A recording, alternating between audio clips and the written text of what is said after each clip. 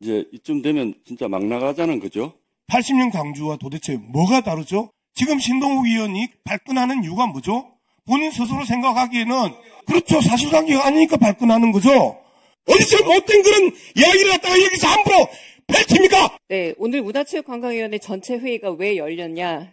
윤석열의 반헌법적이고 불법적인 계엄으로 인한 문화체육관광업계 피해, 그리고 문체부 혹시 내란 동조 실태가 있는가를 밝히기 위해서입니다. 이건 동의하실 거라고 보고요. 자, 그렇게 보자면 국민의힘 문체위 소속 의원들 중에서 정말 이 자리에 참석할 자격이 있는지 묻고 싶은 분이 있습니다. 양심의 십자가란 말을 마침 해주셨네요. 신동우 의원 얘기인데요. 한 보도에 따르면 12월 4일 0시 45분경 계엄 해제 표결을 앞둔 본회의장에 있었음이 사진으로 증명됐습니다. 하지만 투표에 참여하지 않았습니다. 그리고 후속 보도에 따르자면 본회의장에서 누군가 통화를 나눴다는 점도 있습니다.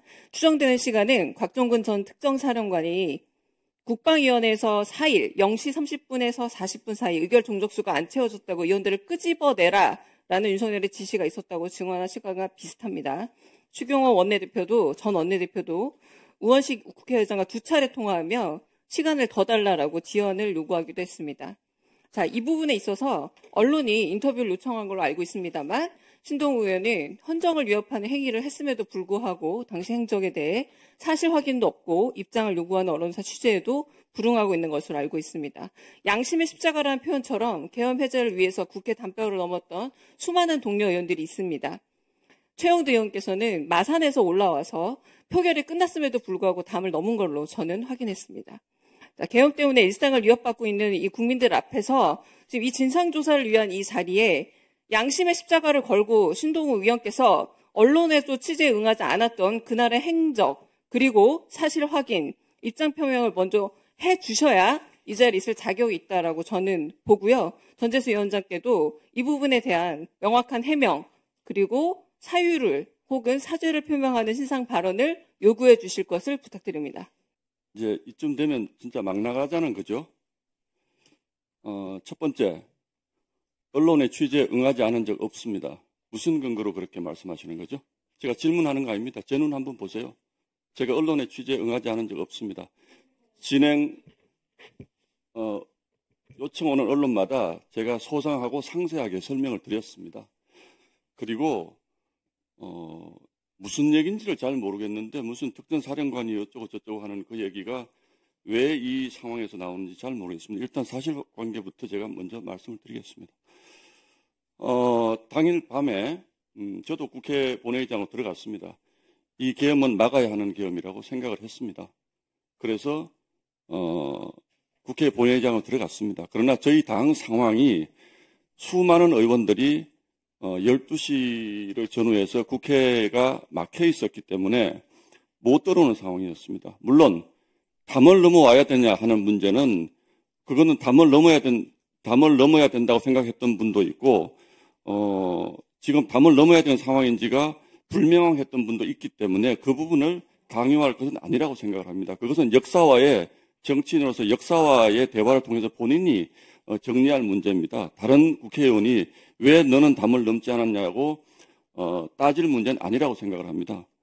그리고 저는 들어갔습니다. 어쨌든. 그런데 굉장히 많은 우리 의원들이 국회에 들어오지 못하고 바깥에 있었습니다. 저는 오히려 정말 많은 민주당 의원들이 그 시간에 그 자리에 들어와 있는 것을 보고 깜짝 놀랐습니다.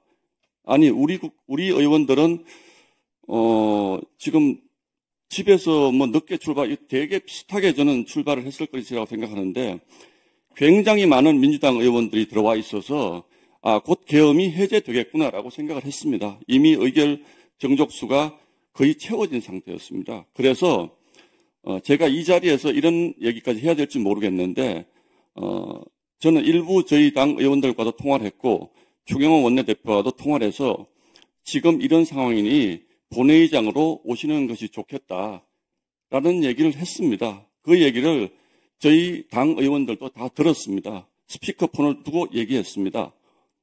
그런데 도대체 강유정 의원님은 무슨 근거로 저런 말씀을 하시는 건지 제가 도대체 알 수가 없고요. 보도에 전화를 제가 다 받지 않습니다. 어떻게 기자 전화를 다 받습니까? 조계현 의원님은 기자 전화 다 받으세요? 그만하세요. 그리고요, 제가 정확한 시간은 모릅니다만 계엄군이 들어온다라고 해서 바깥에 대단한 소란이 있었습니다. 그래서 안에서는 이미 제가 보건대 상당수의 민주당 의원이 다 들어와 있었기 때문에 곧 계엄이 해제될 거라고 저는 생각을 했습니다. 그래서 잘 아시잖아요. 그쪽 앞에 있는 소파하고 의자를 두고 바리케이드를 쳤습니다. 그 당시 상황에서. 그래서 저는 매우 다급한 마음에서 우리 의원들이 적어도 이 정도보다는 더 들어오지 않으면 나중에 이게 우리 당의 문제가 되겠다고 판단했습니다. 그래서 바깥 상황을 제가 살피면서 저희 당 의원에게 웃지 마십시오, 김민덕 의원님. 전화를 해서 들어오십시오라고, 들어오시는 게 좋겠습니다라고 얘기를 하는데 그 상황에서 국회의장님이 땅땅땅 두드리신 거예요.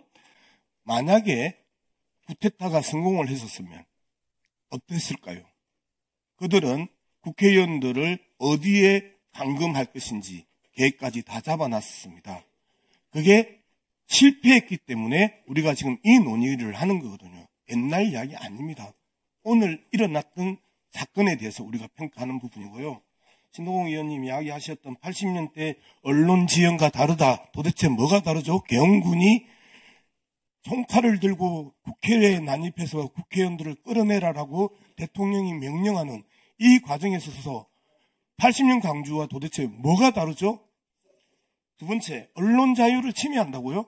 도대체 언론 자유는 가짜뉴스 살포의 자유입니까? 지금 저희들이 문제 제기하는 건 가짜뉴스 살포한 연합뉴스의 보도를 따졌던 것이고, 그리고 곳곳에서 발생했던 거짓 보도를 따졌던 것입니다. 지금 신동욱 의원이 강유정 의원의 이야기에 발끈하는 이유가 뭐죠? 본인 스스로 생각하기에는 그렇죠. 사실관계가 아니니까 발끈하는 거죠. 자, 그 부분에 대해서는 다른 트랙이지만 사실관계가 아니니까 발끈하는 부분, 이 부분이 언론 자유입니까? 당연한 일이죠. 이게 언론 자유 침해입니까? 네, 자. 저는 이 부분에 대해서 신동욱 의원의 이중잣대에 대해서 문제 제기하는 거예요. 잠깐 있어보세요. 언론 자유를 이야기하면서 잘못된 보도에 대해서 문제 제기를 하고 있는데 그 부분에 대해서 언론 자유를 침해한다고요? 보세요. 자신의 문제에 대해서는 발끈! 자, 그 내용을 강유정 의원한테 따진 일입니까? 그 기사를 쓴 기자, 회사에다가 따져야지. 제발요. 이중잣대로 세상 거꾸로 뒤집지 말고, 거짓말 하지 말고, 어디서 못된 그런 이야기를 갖다가 여기서 함부로 펼칩니까? 본인 문제는 언론 자유가 아니고, 남의 문제는 언론 자유 문제입니까? 여러분들은 지금까지 이런 이슈들을 보게 되면 어떤 생각이 드셨나요? 제가 항상 여러분들께 뉴스만 평소에 잘 챙겨보셔도 돈이 된다. 돈을 벌 수 있다고 말씀을 드렸는데요. 그 이유는 제가 지난 5월 초에 여러분들께 뭐라고 말씀을 드렸죠? 지금은 정부가 주목하고 있는 K푸드에 관심을 가져야 한다. 뉴스만 보고 끝내지 마시고 투자 쪽으로 한번 생각해 보셔야 한다. 라고 말씀을 드렸습니다. 그리고 나서 이런 썸네일들을 뉴스를 통해서 많이 보셨을 텐데요. 이렇게 정부가 정책으로 밀어주는 산업이 이슈가 됐을 때 정보에 민감한 부자들은 어떻게 생각할까요?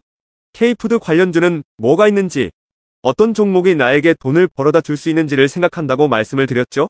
그 이유가 뭐냐 하면 부자들이 봤을 때는 이슈가 곧 돈으로 이어지고 이런 이슈들이 돈을 벌어준다는 경험적 확신이 있기 때문에 부자들은 항상 이런 사회적 이슈들을 관심 있게 챙겨본다고 말씀을 드렸습니다. 실제로 제가 지난번에 시청자분들과 함께하는 주식으로 수익 내기 이벤트를 진행했었는데요. 당연히 100% 무료로 진행했고 여기 보시면 저한테 구독이라고 문자 남겨주신 모든 시청자분들께 이렇게 K푸드 관련주 중에 가장 급등할 확률이 높은 한성기업 딱 한 종목을 여러분들에게 추천을 드렸어요. 그러면서 여기 나와 있는 대로 정확하게 얼마에 사야 하는지, 그리고 어느 정도 올랐을 때 팔아야 하는지 이런 부분들까지 자세하게 알려드렸었는데 결과가 어떻게 되었죠? 오른쪽을 보시면 아시겠지만 제가 5월 2일에 문자로 이 한성기업을 소개해드리고 나서 주가가 이렇게 2배 넘게 급등이 나왔다. 그래서 당시에도 굉장히 많은 분들이 제가 드린 한성기업으로 수익을 내셨을 텐데요. 다시 한번 축하드린다고 말씀을 드리고 이번에도 마찬가지입니다. 최근에 정부가 집중적으로 밀고 있는 산업이 해외 건설 시장이고 그 중에서도 K신도시에 대한 관심도가 계속해서 높아지고 있기 때문에 관련 종목들이 부각받을 수밖에 없다. 그 중에서도 정부가 가장 핵심적으로 밀어줄 것으로 예상되는 K신도시 대장주 한 종목에 돈이 몰릴 것이다. 당연히 우리가 이쪽으로 생각해야 한다는 겁니다. 그래서 이번에도 지난번과 똑같이 저에게 신청이라고 문자 보내주시면 정부가 강력하게 추진할 것으로 예상되는 K신도시 정책주 중에 앞으로 대장주 역할을 하면서 주가가 가장 크게 급등할 한 종목을 구독자분들에게 문자로 종목명과 사고 파는 시점을 모두 알려드리겠습니다. 그래서 여러분들이 주식으로 돈 버는 연습을 한번 해보시라 이렇게 말씀을 드리고, 지금 이 영상을 보시는 시청자분들 중에 나도 이번 종목이 궁금하다 하시는 분들은 누구나 상관없이, 그리고 어느 시간대나 상관없이 부담없이 이렇게 상단에 제 번호를 항상 남겨놓고 있습니다. 제 번호 010-4406-8870번으로 저에게 지난번처럼 신청이라고 문자 보내주시면 제가 이번에도 똑같이 무료 추천 급등주 문자를 보내드리겠습니다. 이해되시죠? 그래서 제 번호 010-4406-8870번으로 신청이라고 문자 보내주시면 여러분들이 직접 이슈를 통해서 돈 버는 연습을 해보실 수가 있는 거고, 제가 돈을 받는 것도 아니고 투자를 대신해드리는 것도 아니기 때문에 부담없이 신청해주시면 되는 겁니다. 그리고 수익이 나면 저는 다른 것은 바라지 않습니다. 제 채널에 구독, 좋아요 한 번씩만 눌러주시면 감사하겠습니다.